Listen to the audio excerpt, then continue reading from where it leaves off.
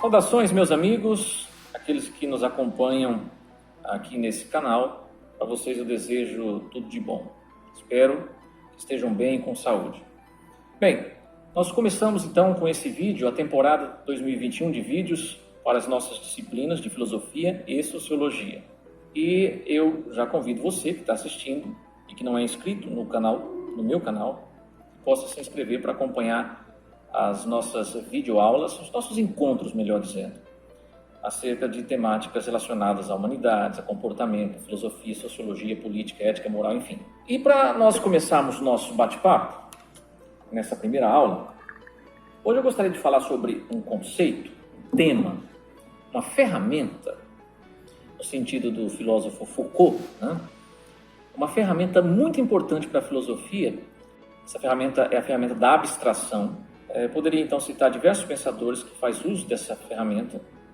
Afinal de contas, a filosofia como um todo, ela faz uso da abstração. Poderia citar, por exemplo, Anaximandro, quando vai falar do conceito de áperon, que é pura abstração, né? Mas eu irei ficar com Aristóteles, esse pensador clássico que, sem dúvida nenhuma, erigiu as bases da filosofia. Devemos muito ao Aristóteles, né? Então eu gostaria de falar sobre um trecho específico da obra aristotélica, que é a Ética Nicômaco, supostamente uma obra escrita para o seu filho, né? Aristóteles teria escrito para o seu filho, de acordo com os historiadores da filosofia. Pois bem, vamos tentar juntos aqui compreender do que se trata. Eu ouso dizer o seguinte, que todo pensador tem seu início, no início da sua vida de reflexão filosófica, tem bem claro, bem nítido o que é essa abstração. Ele precisa ter um domínio da abstração, saber distinguir as coisas, saber o que é um tipo de reflexão rasa e o que é um tipo de reflexão abstrata, né? Mas não entender jamais a abstração como algo alienado, como um pensamento equivocado da realidade, uma visão rasa, uma visão superficial da realidade ou ilusória. Não é isso, a abstração é diferente. A abstração não é estar no mundo da lua, não é estar perdido, divagando em devaneios. Não, a abstração é mais séria do que se pensa, né? É um critério muito importante para se produzir, para se pensar ou não pensar, para se produzir ideias coerentes. E tem ajudado, sem dúvida nenhuma, os grandes pensadores. Vamos tentar aqui compreendê-la, utilizando, é claro, um trecho da abordagem que Aristóteles faz na sua obra. Pois bem, na Ética a Nicômaco, Aristóteles vai investigar, entre tantos conceitos ligados à ética, vai investigar o conceito da felicidade, vai querer entender o que é a felicidade, afinal de contas, esse conceito tão aclamado, né? E ele começa sua investigação já pressupondo algo que para nós não é estranho. Aristóteles, então, pressupõe que a maioria das pessoas entendem que a felicidade é o acúmulo de momentos de prazer, o que não soa estranho, afinal de contas, se você sair por aí perguntando para as pessoas o que é que você acha que é felicidade, as pessoas, na maioria esmagadora, vão citar momentos de prazer como a resposta, né? Pois bem, partindo dessa premissa de que a maioria das pessoas entendem que felicidade está aí, esses acúmulos de momentos de prazer, Aristóteles vai propor uma nova forma de se pensar a liberdade. Veja bem, isso aqui é uma interpretação minha. Eu sei que existem diversas interpretações. No entanto, essa interpretação me chama muito a atenção. Essa visão da leitura aristotélica de felicidade me chama muito a atenção. Aristóteles vai dizer o seguinte, aqui a gente vai começar a entender o que é essa abstração. Imagine que uma pessoa, em sua existência, deposite a sua felicidade no seu filho. Então, o pai deposita o motivo da sua felicidade no seu filho. Então, se o filho vai bem, se o filho tem êxito, logo esse pai será feliz, né? Muito bem, o que o Aristóteles está propondo aqui é o seguinte. Ele lança uma pergunta que eu acho que é a porta de entrada para entender o conceito de abstração. Ele diz o seguinte, imagine então que esse pai vá conduzindo o seu filho da melhor maneira possível para que, sendo conduzido da melhor maneira possível, ele possa obter êxito na vida e, consequentemente, seu pai seja feliz. No entanto, esse pai falece, esse pai morre. Aristóteles se pergunta, após a morte desse indivíduo, como que nós podemos avaliar se ele é feliz ou não? Eu sei que agora você deve estar se perguntando o que é que ele disse. Como assim? Ele enlouqueceu? Teve um mal súbito de loucura? Né? Não, eu não enlouqueci, é isso mesmo. Aristóteles está promovendo aqui um tipo de reflexão que nós poderíamos dizer que é abstrata, né? Que é o seguinte: pensar a felicidade de um novo contexto, de um novo prisma, né?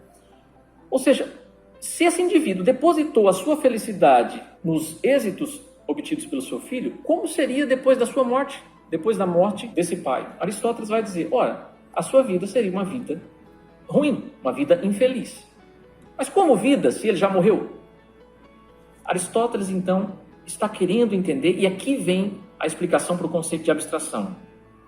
Aristóteles está querendo explicar o seguinte: existe uma nova forma de entender a felicidade, que não é essa forma corriqueira na qual nós estamos inseridos. Nós devemos entender a felicidade como algo perpétuo, como algo que não se exaure em momentos menores de felicidade. Então, a felicidade para o Aristóteles é como se fosse um legado que é deixado mesmo após a morte.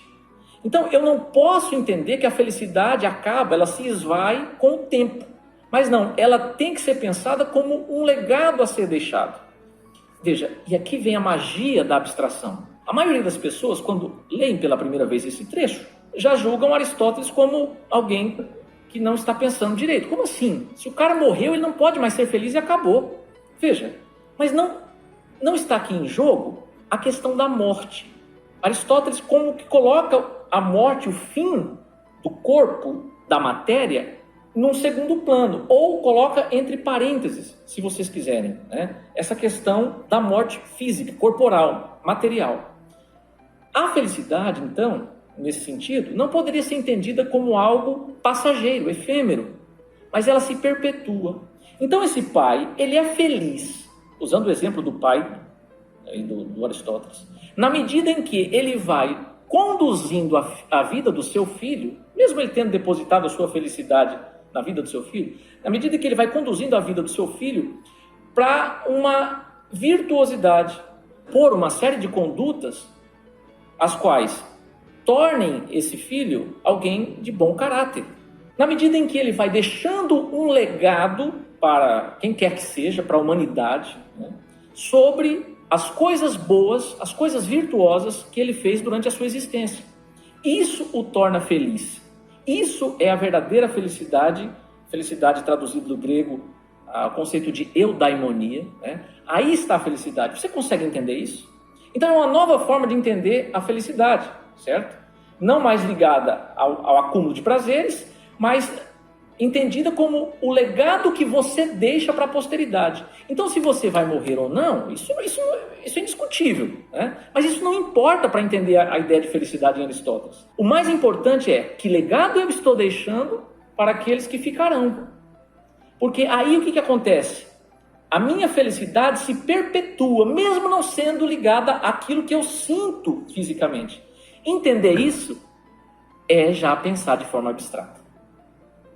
E se você não entendeu bulhufas, não tem problema.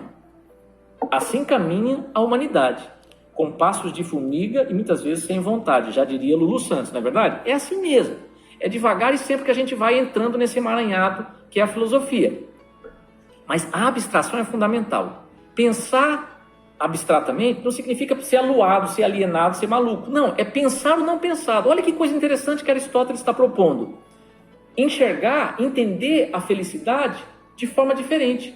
Não como, mais uma vez eu repito, o acúmulo de prazeres diários, cotidianos, momentâneos, passageiros, mas como um legado a ser deixado. Então, usando o exemplo, o pai que deposita o motivo da sua felicidade no seu filho, ele vai e morre, o pai morre. O que acontece? A sua felicidade pode ser avaliada? Pode ser avaliada.